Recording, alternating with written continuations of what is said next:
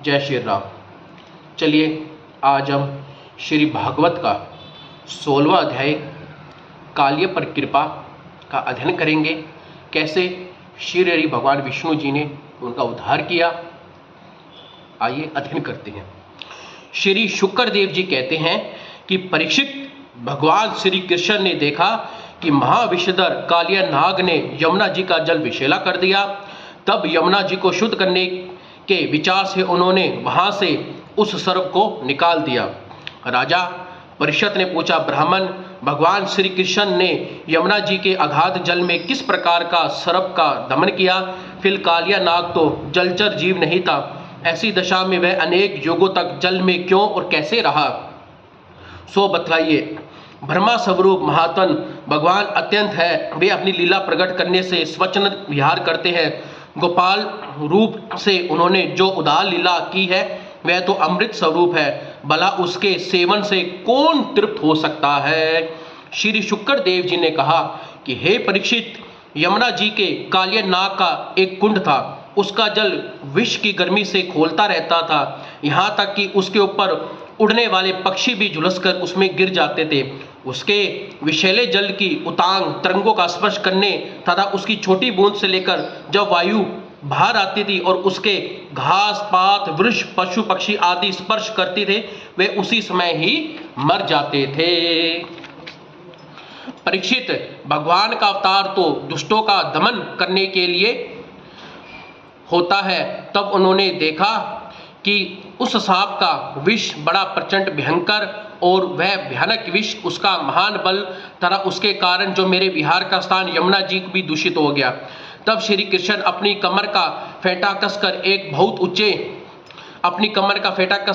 ऊंचे कदम के वृक्ष पर चढ़ गए और वहां से ताल ठोककर उसने विषैले जल में कूद पड़े।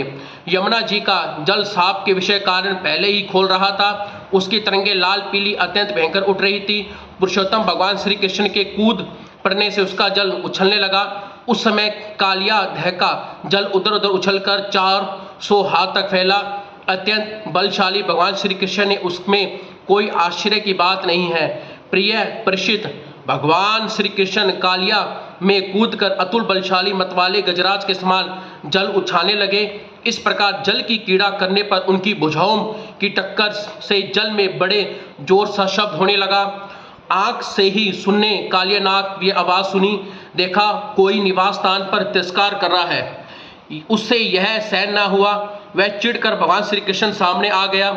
उसने देखा कि एक सांवला सलोना बालक है जो वर्षाकालीन मेघ के समान अत्यंत सुकुमार शरीर का है। उसमें लगकर आंख हटने का नाम नहीं लेता। उसने वृक्ष तल पर एक सुनहरी रेखा सिरवश्य चिन्ह और वह पीले रंग का वस्त्र धारण किए हुए बड़े बड़े मधुर व मनोहर मुख पर मंद मुस्कान अत्यंत शोभायमान हो रही है।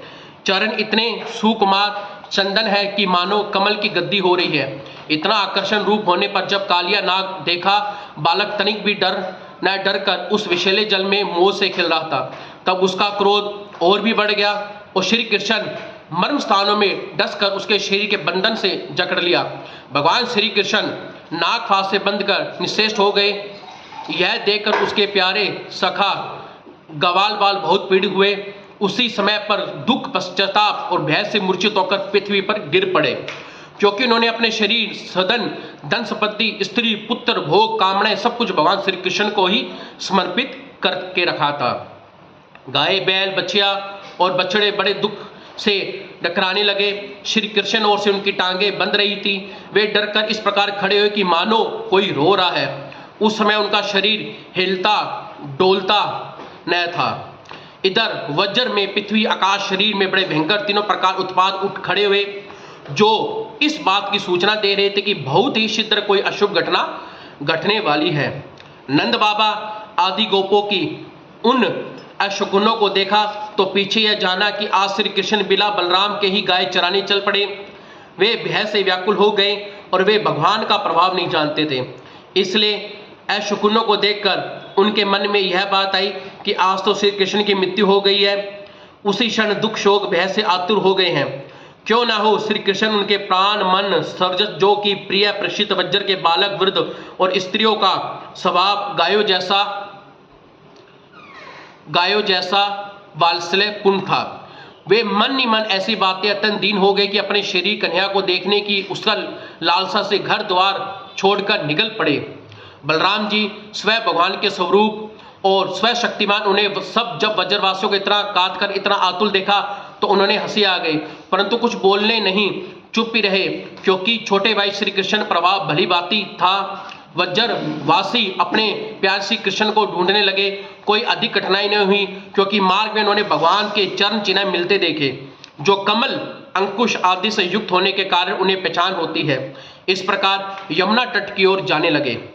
परीक्षित मार्ग में गोवा दूसरों के चरण चिन्ह के बीच भगवान चरण चिन्ह देख जाते हैं और उन्हें कमल, गो, अंकुश, वज्र, ध्वजा चिन्ह बहुत ही स्पष्ट थे। उन्हें देखते ही बहुत शीघ्रता से चले। उन्होंने दूसरे को देखा, कालिया देह में कालिया नाग के शीर में बंधे हुए श्री कृष्ण चेष्टाहीन हो रहे थे।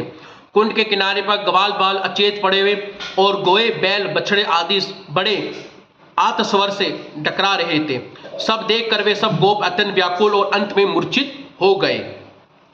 गोपियों का मन अत्यंत गुण निल्य भगवान श्री कृष्ण के पैर में रंग में रंगा हुआ था। वे तो निरंतर भगवान सोदर, उनकी मधुर मुस्कान, प्रेम भरी चितवान तरह मीठी वाणी संपन्न रहती थी। तो हमने देखा हमारे प्रीतम श्याम सुंदर को काले सांप ने पकड़ के रखा है।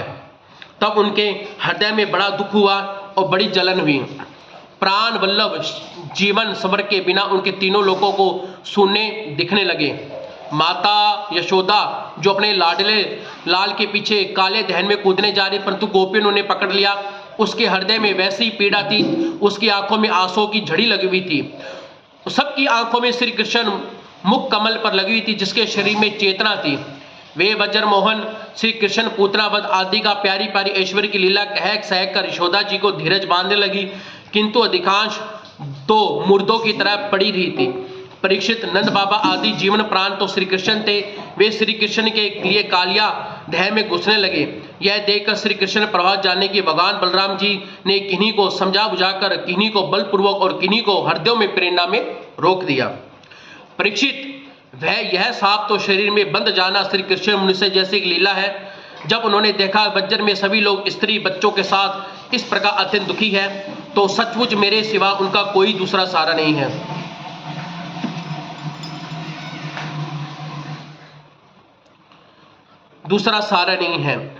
तब वे एक मुहूर्त तक सर्प के बंधन में रहकर बाहर निकले। भगवान श्री कृष्ण ने उस समय अपना शरीर फुलाकर खूब मोटा कर लिया और उन्हें सांप का शरीर टूटने लगा और अपना नाक पांव छोड़कर अलग खड़ा हो गया। क्रोध में आग बबूला हो गया, फन ऊंचा करके फुकाने लगा। घात मिलते ही श्री कृष्ण चोट करने के लिए उनकी टक्कर से लगाकर देखने लगा। उस समय उसके नाखूनों की विष में फुहार निकली और उनकी आंखों में स्थिर इतना लाल हो रही थी कि मानो भट्टी पर तपाया हुआ कपड़ा था। उसके मुंह से आग की लपटें निकल रही थी। उस समय कालिया नाग अपनी दोहरी जीभ लड़ाकर अपने होठों के दोनों किनारों पर चाट रहा था। उसकी कराल आंख में विष की ज्वाला उगल रही थी। अपने वाहन गरुड़ के समान श्री कृष्ण उनके साथ खेलते हुए पैतरा बदलने लगे। वह सांप भी उन चोट के करने का दाव देखता हुआ पैतरा बदलने लगा। इस प्रकार पैतरा बदलने पर उसका बल क्षीण हो गया। तब भगवान श्री कृष्ण ने बड़े बड़े सिंगरों से तनिक दबा लिया और उछलकर उन पर सवार हो गया। हे कालिया नाग, मस्तक पर बहुत सी लाल मणियां, उसके स्पर्श से भगवान सुकुमार तलुओं की लालिमा और बढ़ गई। नृत्य गान आदि समस्त कलाओं को पर्वत भगवान श्री कृष्ण उसके सिंगों पर कलापूर्ण नृत्य करने लगे। भगवान के प्यारे भक्त गंधर्व, गिद्ध, देवता, चारण देवताओं ने सब देखा। भगवान नृत्य करने लगे। तब बड़े प्रेम से मृदंग, ढोल, नगारे आदि बाजते हुए, सुंदर गीत गाते हुए, पुष्पों की वर्षा करते हुए और अपने निछावर करते हुए भेंट लेकर उस समय भगवान पास आ गए। हे परीक्षित, कालिया नाग के 101 सिर थे और अपने जिस सिर को वह नहीं झुकाता उसी को प्रचंड दंडधारी भगवान अपने पैरों की चोट से कुचल डालते। इसलिए कालिया नाग की जीवन शक्ति क्षीण हो गई और वह अपने मुंह से नाखूनों से खून उगलता रहा। अंत में चक्कर काटते काटते वह बेहोश हो गया। तनिक भी चेत होता वह अपनी आंखों से और विष उगलने लगता। क्रोध के मारे जोर जोर से फुहारे मारने लगा। इस प्रकार अपने सिरों से जिस सिरों को ऊपर उठता उसी को नाचते हुए भगवान श्री कृष्ण अपने चरणों को ठोकर से ठुकाकर रोंद डालते। उस समय पुराण पुरुषोत्तम भगवान श्री कृष्ण चरणों में जो खून की बूंदें पड़ी थी उन्होंने ऐसा मालूम होता मानो रक्त पुष्पों उनकी पूजा जा रही है। परीक्षित, भगवान इस अद्भुत तांडव नृत्य कालियन के फल स्वरूप छत्ते छिन्न हो गए। उसका एक एक अंग चूर हो गया, मुंह की खून की उल्टी होने लगी और उसे सारे जगत शिक्षण पुराण पुरुष भगवान नारायण की स्मृति हुई। वह मन ही मन भगवान के शरण में आ गया और श्री कृष्ण के उदर के संपूर्ण विश्व, इसलिए उसके भारी बोझ से कालियानाग के शरीर में एक गांठ ढीली पड़ी और उसकी एड़िया चोट उस छत्र से समान फन छिन्न हो गया। उसके पति को दशा देकर उसकी पत्नियां भगवान विष्णु जी के शरण में आ पड़ी। वे अत्यंत आतुर थी, भय के मारे उसके आभूषण अस्त व्यस्त हो रहे थे, केश की चोटियां बिखर पड़ी। उसमें उन साध्वी नाग पत्नियों की चित्त में घबराहट थी और अपने बालों को आगे कर पृथ्वी पर लौट गई। हाथ जोड़कर उन्होंने समस्त प्राणियों से एकमात्र स्वामी श्री भगवान श्री कृष्ण को प्रणाम किया और भगवान श्री कृष्ण को शरणागत वत्सल्य जानकर अपराधी पति को छुड़ाने के लिए उनकी शरण में आ पड़ी। तब नाग पत्नियों ने कहा कि हे प्रभु, हे तीन त्रिलोकी के नाथ, आपका यह अवतार ही दुष्टों का दंड देने के लिए हुआ है, इसलिए इस अपराधी को दंड देना स्वार्थक उचित है। आपकी दृष्टि में शत्रु पुत्र का कोई भेद नहीं है, इसलिए आप जो किसी को दंड देते हैं वह पापों का प्रायश्चित करने और उसका परम कल्याण करने के लिए है। आपने हम लोगों पर बड़ा अनुग्रह किया, यह तो आपका कृपा प्रसाद है, क्योंकि आप दुष्टों का दंड देते हैं, उनसे उनके सारे पाप नष्ट हो जाते हैं। उस सर्प के अपराधी होने पर कोई संदेह नहीं है। यदि अपराधी ना होता तो इस सर्प योनि क्यों मिलती? इसलिए हम सच्चे हृदय में आपके क्रोध और आपका अनुग्रह समझते हैं। अवश्य ही पूर्व जन्म में इसने स्वयं मान रहित होकर दूसरों का सम्मान करते हुए कोई बड़ी तपस्या की थी, अर्थात जीवों पर दया करने के लिए से बहुत बड़ा धर्म किया। तभी तो आप इसके ऊपर संतुष्ट है, क्योंकि सर्व जीव रक्ष आपकी प्रसन्नता ही उपाय है। हे भगवान, हम नहीं समझ पाते कि किस प्रकार साधना है। आपके चरण कमल में धूल स्पर्श पाने की अधिकारी है। आपके चरणों की रज इतनी दुर्लभ है कि इसके लिए आपकी अर्धांगिनी लक्ष्मी जी भी बहुत दिनों तक समस्त भोगों का त्याग करके नियम का पालन करते हैं। प्रभु, जो अपने चरणों की धूल के शरण लेते हैं, वे भक्तजन स्वर्ग का राज्य पृथ्वी बादशाह भी नहीं चाहते हैं, राज्य चाहते हैं, और न तो ब्रह्मा का पद लेना चाहते हैं और न ही किसी प्रकार से मोह रखते हैं। उन्होंने अणि मणि योग सिद्धियां भी नहीं चाहते, यहाँ तक वे जन्म मृत्यु से छूटने वाले केवल मोक्ष की इच्छा भी नहीं चाहते। स्वामी, वह नागराज तमोगुनी योनि में उत्पन्न हुआ है, वह अत्यंत क्रोधी है, इसलिए इसकी कृपा परम पवित्र चरणराज प्राप्त हुई है, जो दूसरों के लिए सब प्रथा दुर्लभ है, जिसको प्राप्त करने की इच्छा मात्र से संसार चक्र में पड़े हुए जीव को संसार के वैभव संपत्ति की क्या मोक्ष की प्राप्ति हो जाती है। प्रभु, हम आपको प्रणाम करते हैं। आप अत्यंत एक अचित ऐश्वर्य की नित्य निधि है, सबके अनंत कार्य में विराजमान होकर अनंत समस्त प्राणियों के पदार्थों आश्रित सब पदार्थों रूप में विद्वान है। आप प्रगति पर परे स्वयं परमात्मा, आप सब प्रकार के ज्ञान अनुभवों को खजाने हैं। आपकी महिमा शक्ति अनंत है और आपका स्वरूप अप्राकृत दिव्य चिंतन प्राकृतिक गुणों का विकारों को स्पर्श नहीं करती। आप ही वर्मा, आपको नमस्कार करते हैं। आप प्रकृति में शोभ उत्पन्न करने वाले काल शक्ति आश्रय और काल के क्षण कल्प आदि समस्त अवयव को साक्षी हैं। आप विश्व रूप होते हुए भी अलग रहकर दृष्टा है। आप बसाने के लिए निमित्तकार है, उसके अरूप में बनाने के उदाहरण है। प्रभु, पंचभूत उसकी तमन्नाएं, इंद्रिया, प्राण, मन, बुद्धि, खजाना, चित्त, ये सब आप में ही है। तीनों गुणों उनके कार्य में होने वाले अभिमान द्वारा आपके साक्षात्कार में छिपा पड़ा है। आप देश काल वस्तु सीमा के भाग अत्यंत सूक्ष्म है, सूक्ष्म से भी सूक्ष्म कार्यों में समस्त विकारों की एक रस विकार रहित सर्वज्ञ है और ईश्वर की नहीं सर्वज्ञ है। अल्प इत्यादि अनेक मतों के अनुसार आप उन मतवादियों को उन्हीं रूपों में दर्शन देते हैं।